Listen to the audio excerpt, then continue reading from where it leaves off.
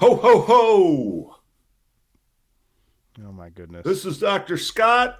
Ho, ho, ho, ho, ho, ho. I told you, And the Scott. mighty Matt. No, no. Santa Claus is not a 6'5" white guy. I told you this already. From Iowa. Hey, happy holidays You to too, bro. everyone out in listening and viewer world. That's right. That's right. All four of He's you. Matt. I'm Dr. Scott. You know, I think we have more than four.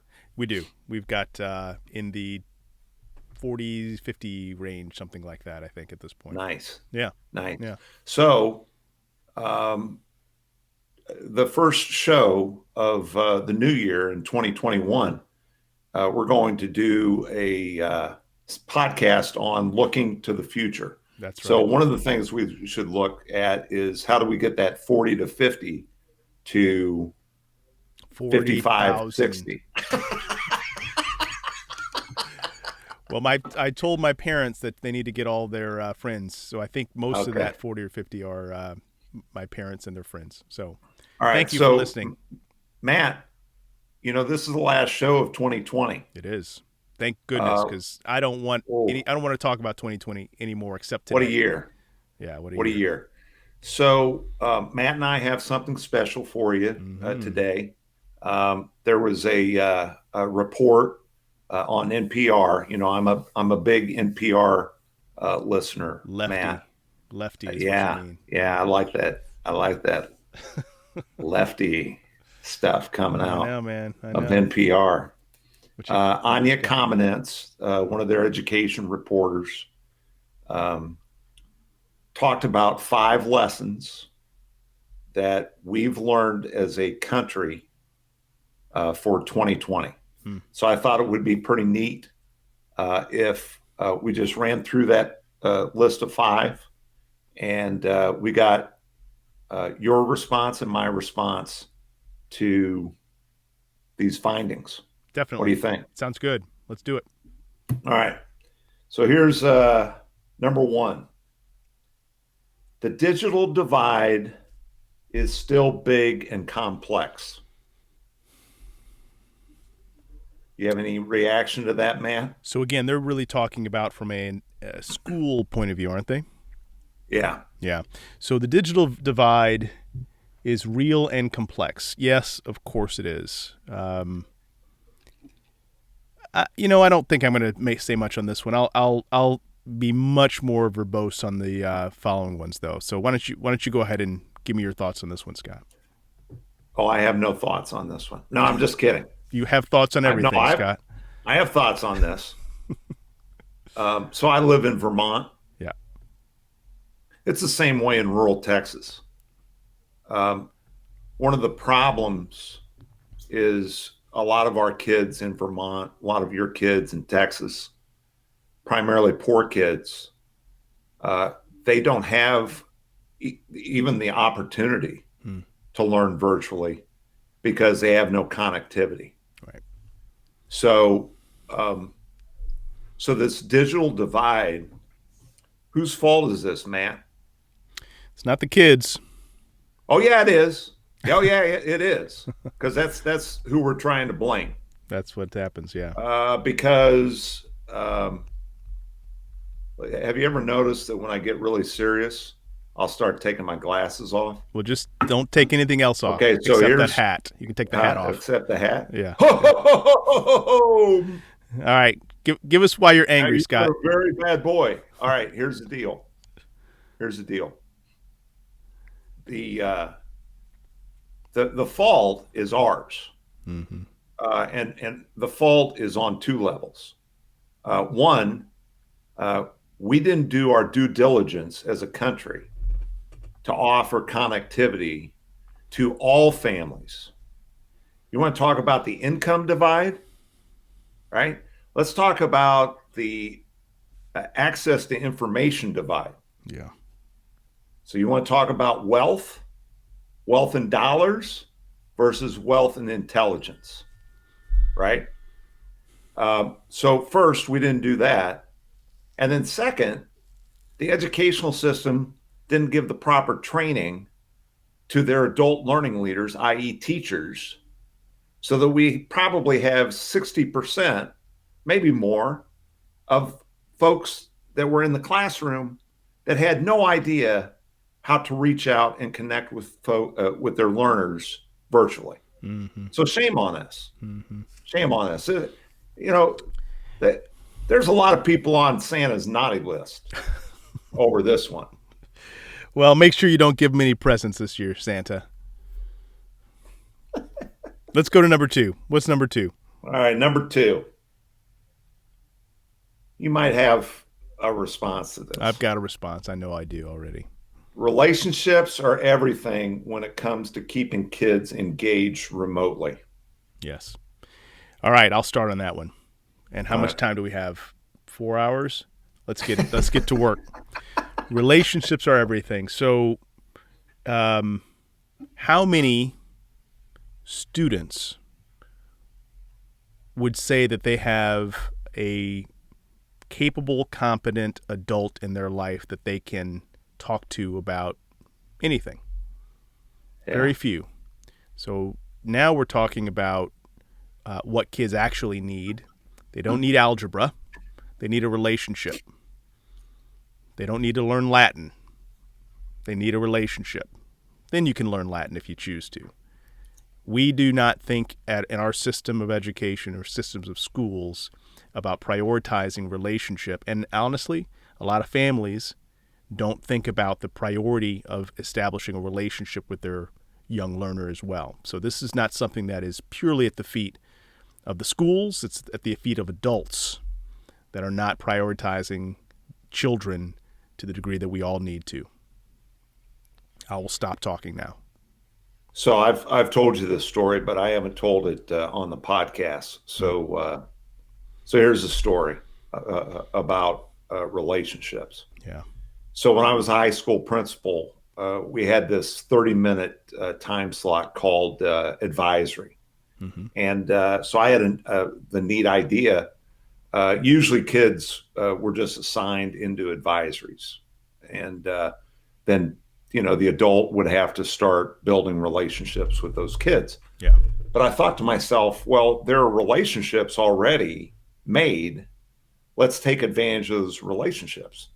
So I let the kids pick who their adult leader was going to be for advisory. Mm. And we Yeah. had this big convening in the cafeteria. I had every teacher lined around the cafeteria, and the kids literally could come up and sign up for that teacher's advisory.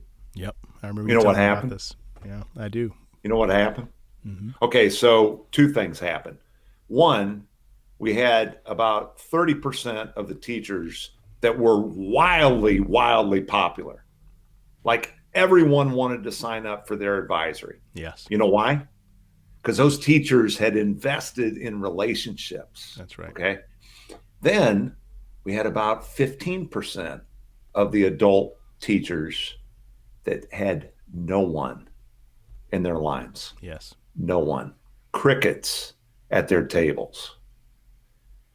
And a couple of those teachers came in after, and they were mad at me for putting them in that situation. Mm. Mm. And you know what I did? Mm. I turned right back around and I said, this is not my responsibility. This is your responsibility. Yeah. You didn't build the relationships. So now the chickens have come home to roost. Yeah. I'm sorry. I can't help you with this. Well, so Scott, as a school leader, is there any evaluation of the instructor on relationship issues, or is it all like how well the students score on You tests? know what? I'll tell you another story. A long time ago, HISD, very progressive idea. They had their own campus teacher evaluation system. Yeah, I So remember I that. was a middle school principal. We came up with the idea that 10% of a teacher's evaluation was going to come from the students. Right. Oh, Yeah, you got oh my, oh. Everybody came at you. Well, the union Yes. went ballistic.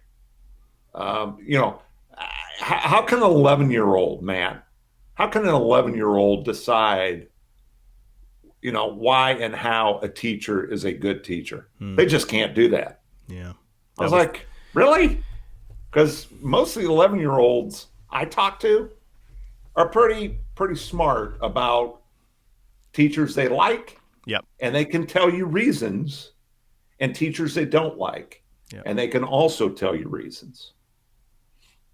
All Yeah. right, you So ready to there's go to three? yeah. I'd like to come back to relationships. That may be something we just kind of highlight for 2021 at some point too. That's this theme that just is underlying everything that we're doing. It seems. Right, Yeah. right. And here's my last school story. Yeah. When I led schools, you know who had the best relationships with kids? The art Coaches, instructors, theater, huh? theater and art, Yeah, art. coaches and fine art directors. Yeah. Yeah. Kids would do anything for those adults. Yeah. Do you know the groups that were sort of made fun of in the faculty lounges and at faculty meetings? Same group. The coaches and the fine arts directors. Yep. Yep. You know why? Because that just wasn't academic work. Right. I was like, I'd like to find a math teacher that had relationships with kids where the kids would literally run through a brick wall for them. Mm. Well, Scott, I had a conversation today with a teacher that my son had, who is that type of teacher, someone who was very relational, very flexible, and after being in education for 5 years or so, guess what? She took a job in the corporate sector. Yeah. Right? Frustrated. She, worked her tail off, was treated like she told me, and I recorded it, so we may air it at some point. She said that she has never felt more like a child, or being treated like she was treated more like a child than when she was as an educator, because people are looking at her and asking her to do things that she knows are not the right things to do, while she's trying to build relationships. So anyway, we'll listen to that another time. All right, let's go to number 3. All right. 3. Digital teaching can be good, even great, with the right support for teachers. But that's far from the norm. So another point of that teachers are not supported to do the things that they know, just like I was talking about with my son's former teacher. I'm going to go deeper, though. So he says digital tech teaching can be great. I will say digital learning can be great. Because, my son and my daughters learned a ton online. And not just, not just YouTube stuff, right? They learned math, they learned reading, very high level of competence through artificial learning programs. So I'm a fan. I'm a believer. There's much more ways to learn online than we tend to give kids credit for doing, or at least encouraging them to do. Yeah, there's a professional egotism that is really hard to crack, and that is, so I'm the professional, I know the subject matter, and you can't learn without me teaching you this. And like you and I, and the reason why we think this is you've seen it with your kids. Right. I've seen it with some of my kids. That ain't necessarily true. Right. Right. What we're looking for, the skill set that we're looking for, is what I would describe more as a learning facilitator, a learning coach. Yes. Yes. Right? If you take a look at the best coaches, yeah, sometimes they're teaching, but most of the time they're watching and they're providing feedback. And feedback, my friends, is not direct instruction. Let me say that again. Feedback is not direct instruction. Feedback comes from observation. What is the learner doing in terms of activity to approach the learning standard that they want to learn? So let me just pause you there because when we're talking to parents, parents can play this role of a coach, right? They can watch their child, and again during this COVID time, the child has been a lot closer to a lot of parents than ever before. So the question for parents is: are you watching what your child is doing? Are they moving closer to a learning standard? And are you prepared to provide feedback? That's a role that parents are stepping into in a way that's different than historical. Yeah, yeah, for sure. Mm-hmm. Um, Parents, here's just one suggestion. Yeah. If you want to become a learning coach for your child, learn to ask your child really good questions. Script them out.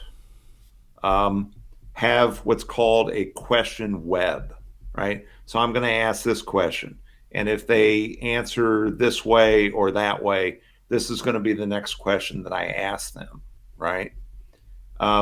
What we don't want, and I don't think most parents want because it's not very successful, you can't be direct. You can't be direct and play the role of a coach. Hmm. Sometimes you can, but I think that it's the exception and not the rule. Give me more about that, Scott. What do you mean you can't be direct and play the role of a coach? Um, I want you to learn this, Mm. and this is when I want you to learn it, and this is when I want you to learn it by, Mm-hmm. and this is what's going to happen if you don't learn it. All of those are statements. Try to Yeah. stay away from the statements. Try to get to questions. This is called cognitive coaching. Yeah. Parents, you probably know the answers to the or you want to know the answers to the questions. You feel like you know the answers to the questions. But this isn't about you. But I tell you, This Scott, is about your young learner. yes, but this is a super hard thing, as you know. I mean, you're a dad. Super hard thing for a parent to do is to step out of that command and control perspective, and instead to ask questions that are really meant to let the child come to the realization. I did this yesterday, right? My daughter. Well, I won't get into all the details, but she's got some conflicts, two things that she wants to do at the same time. I know exactly what I would tell her to do, but I had to fight every every ounce of my own being to not tell her do X, don't do Yeah, Y. I asked yeah, her a question. I asked her to what are her goals, what does she want to accomplish, and asked her to filter in her decisions through those things. Right, these are things that this cognitive coaching is something that you've helped to teach me, Scott. And this is frankly, this is part of what we teach parents in the course, right? yeah, That they will learn how to ask these better questions for the child to learn how to answer them themselves. yeah. That's actually a great skill to develop. Well, most families are going to be around each other for the next 2 weeks. Yeah. Um, Here's a challenge from Dr. Scott. Um, just ask your kids this question: what do you want to learn over the next 2 weeks? And whatever they answer, no matter what they answer, start the 2 week process of helping them find out answers to that question. Yeah. Yeah. It'd be great. And Well, what I will say also, Matt, hmm, is um, you see who's looking over my shoulder back there? I don't know, Parents. some fat If you old don't want to white be guy. if you don't want to be on that guy's naughty list, just try this. Well, I'm not sure who that guy is over your shoulder. He looks like he needs to lose some few pounds, cut his All beard right, a little number bit. 4. All right, what you got? Hybrid models are extremely challenging. So maybe you should tell folks that don't know what a hybrid Yeah, I is lived this. I I lived a hybrid yeah. model for 10 years. Okay. So So hybrid, yeah. Hybrid. There's a couple different ways to describe hybrid models of learning, but it's essentially that the child is in school part of the time, out of school part of the time. They're learning content uh, remotely, but also in class. So, just Scott, for the listeners that may not know, my kids were in a hybrid model school for 10 years, and that meant on Monday and Wednesday they were on campus in a school, and on Tuesday, Thursday, and Friday they were at home learning on their own.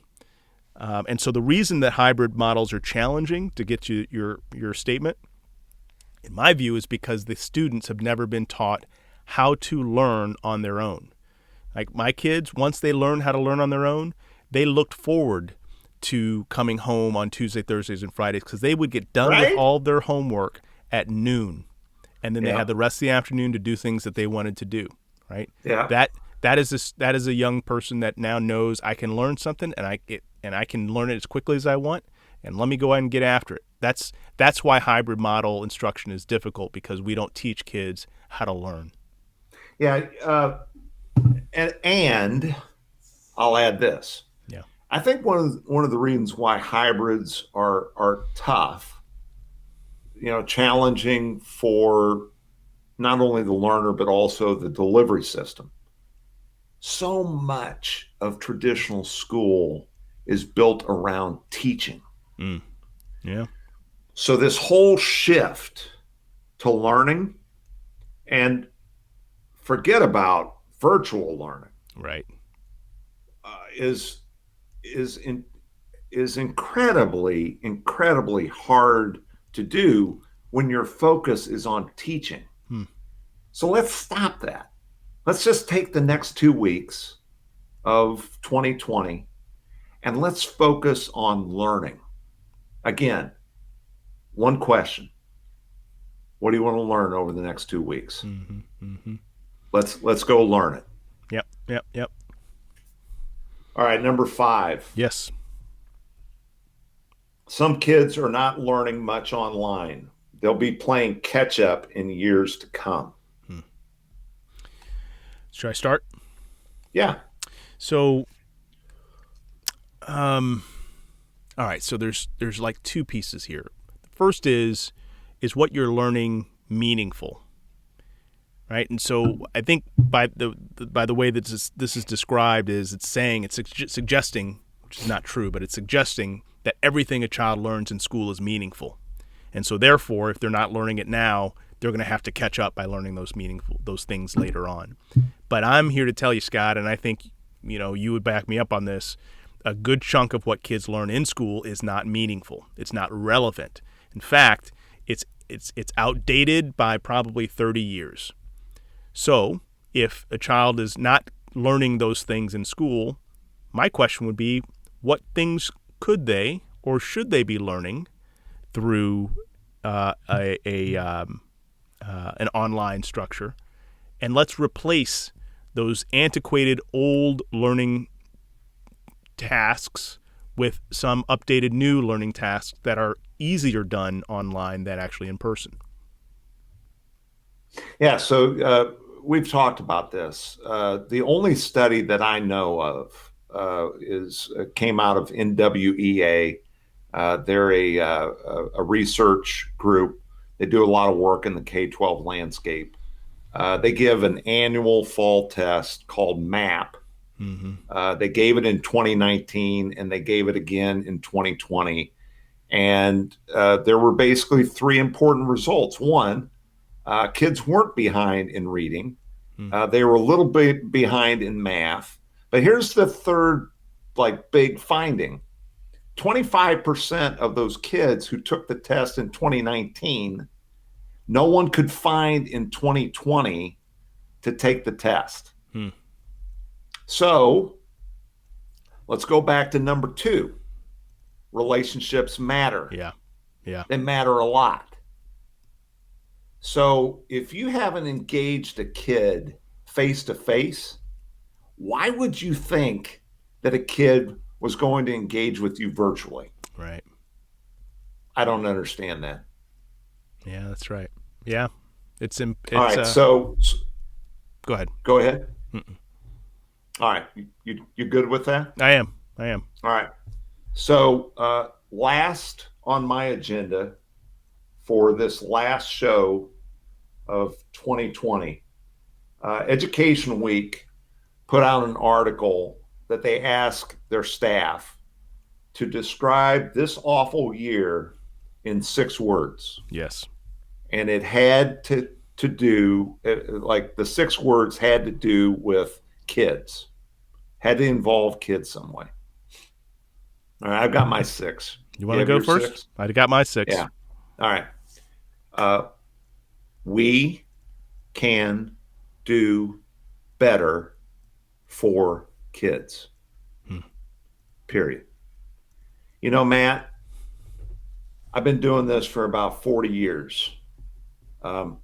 If we just woke up and every morning took a look at those 6 words, I just wonder how our days might be different. The decisions that we make might be different. The dollars that we decide to spend might be different. The things that we let kids explore and create might be different. We can do better for kids. What's yours? Well, as you were talking, I actually had added another 2. So I'm going to give you my Well, first that'd be 8 words. one. Well, no. Another You 2 6. disqualified. No, no, you no. came up with 2 more 2 6-word statements? Yeah. In fact, I think I may do Man. a poem. A poem. haiku. Yes, exactly. Yeah. That's 7 though, wasn't it?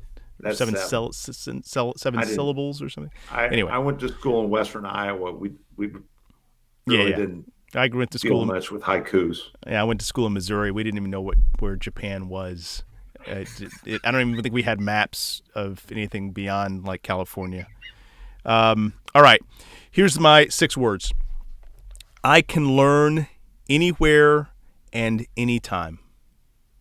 Yeah. So to me, what has documented that what COVID has brought in, ushered in this new world where learning can happen anywhere.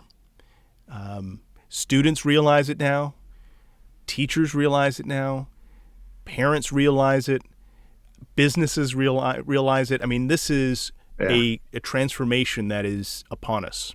Yeah. And for the kids and families and educators and school systems that believe for a moment that you've got to go back to a classroom in order to learn, they are still stuck in 1985. Right? 1985. When I had hair, I was Back cute. to the Future. I was cute back then. I had hair. I had, I mean, it was like, great. It was a great time to be alive, but I wouldn't recommend taking anything from school back then and bringing it forward to today. Everything has changed. So that's my first one. Right. Let me give you my second one real quick. Okay. And this gets at, this is to parents. All right, parents, the system is very broken. The system is very broken. I keep talking to parents who believe in their heart, they want to believe that the system is going to work for their kids. 8 times out of 10, conservatively, it is not going to work. So parents, if you're going to trust that the system is going to work for your kids, just look at 2020 and you should be given some sense that the system is going to prioritize the needs of adults over the needs of kids. Okay, I'm just going to add a 6th word. That wasn't 6 words? The parents, the system is very broken. That's 6 words. Oh, parents. Yeah. Parents. Yeah. Okay, parents. Yes, but you can add another 6. The system is broken. Add a 6 word. I got you. I missed parents. Got it. And then I was counting like 4 times, and I thought you just had 5 words. Well, that's that I was Iowa trying to education. help you out, buddy. Yeah. Okay, what's your 6th? I feel good. Parents, I got it. Yes, parents. The system is very broken. What's your 3rd one? It's only 5 words. So, but don't. No, hold on. Parents. No. The parents is the beginning of this. It's related to what I just said a moment ago. Parents, the system prioritizes adults. How about this? The school system prioritizes adults. Badly. I I keep thinking about how this entire summer, you and I were talking about some of this. This entire summer, we were saying, guys, we're not going to open normal. This is going to be a different world. How are we not making the adjustments now to deal with the realities of what we can expect in August and September? And everyone kept saying, no, we're going to open up normal. It's going to be fine. It's going to be fine. That's because that's what adults were wanting. Adults were wanting for it to open normal. Yeah. Kids, a lot of kids don't come back to school because they didn't like it before. How do we expect them to like it in a virtual setting? So anyway, Yeah. the system prioritizes adults. Yeah, so much so. I shared this story with you. I heard a story again on NPR. Call me a leftist if you want to. Lefty. But it was a story about how school districts are calling snow days when their kids are on virtual on virtual school. So let me get And this straight. I listened to it. And for all of you in Texas, what a snow day is up here in Vermont when it snows a lot and they can't run the buses. Yeah, it's like a flood here. They call like a flood, Right. like a rain day. Well, here it's a snow day, right? And so they don't do school. But now think about this, parents. I'm going to put out something on LinkedIn around this. How powerful is the story of traditional school when kids are already at home and the superintendent calls a snow day? Right. So what? The child doesn't What? go into school that they're not going into? What is a snow day? Yeah, and I guess that's like we don't have to learn today. Yeah, I guess that's It what that means. snowed. Right. And because it snows, So my computer doesn't work. we don't have to learn today. The computer doesn't work. Right. Wow. That's pretty Wow. remarkable. Wow. Yeah. And Well, and parents, these are the folks that are leading a $600 billion educational enterprise. all right, Scott. Okay. Well, on that happy note. Yeah. So 2021's got to be better, brother. Oh, yeah. Yeah, I'm looking forward to it. I think 2021 is going to be a transition into a whole new type of learning, and I'm actually super excited about it. I think kids are going to do better. I think parents are going to do better. I think teachers are going to love it to have students who are actually more curious and teachers having more flexibility to support that curiosity. I see that's coming. Yeah. Yeah. No, I'm really looking forward to 2021. And I think the education game has a lot to offer parents and families as we move into this new year. And we'll talk more about that, on our next podcast when we look forward to 2021. But I just want to tell you, I've had a lot of fun the last 5 months working with you and meeting just a lot of interesting parents and families that are just genuinely, authentically interested in doing better for their kids. That's right. With or without school. That's right. Some folks want to do it with school. Some folks don't want to do it with school. No blame, no shame. But it's been a great 5 months, and I can't wait for the next podcast where we look forward to what we think might happen in 2021. Definitely. Let's hope that's a lot more positive than what we just went through, because I'm feeling down. I need to go and get some eggnog with a little happy juice, hill people milk that I'll put in there. So, all right.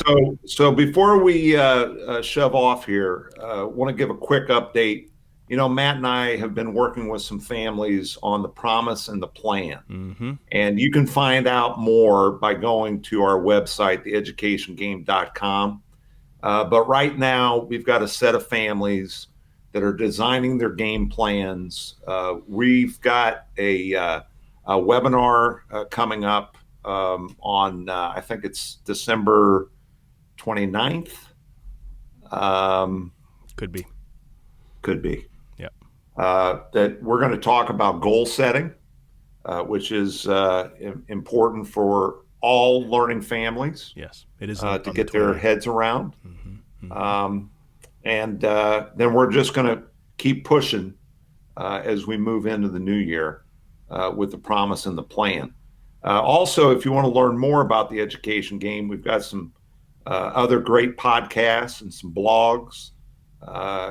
Get on our website, theeducationgame.com.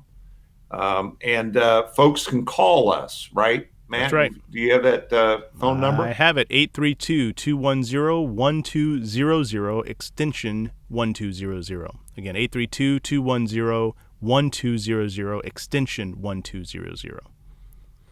So 2 1 2 0 0s. Yeah, it's confusing, but yeah. Yeah, what are you going to do? You can figure it out. We're a startup. That's right. So what are you going to do? Yeah. We want to thank Bo York and Podistry Studios.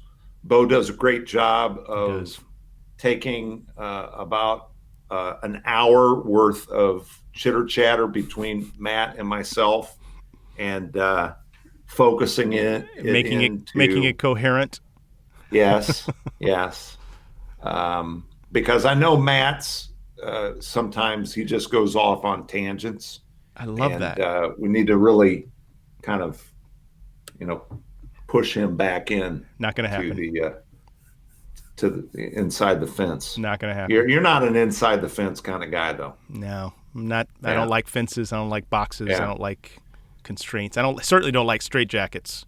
I've stopped wearing those. The Mighty Matt. I'm Dr. Scott. Happy holidays, man. Happy holidays. And happy holidays to all of our families. Let's get some rest and relax a little bit. And we will see you in 2021.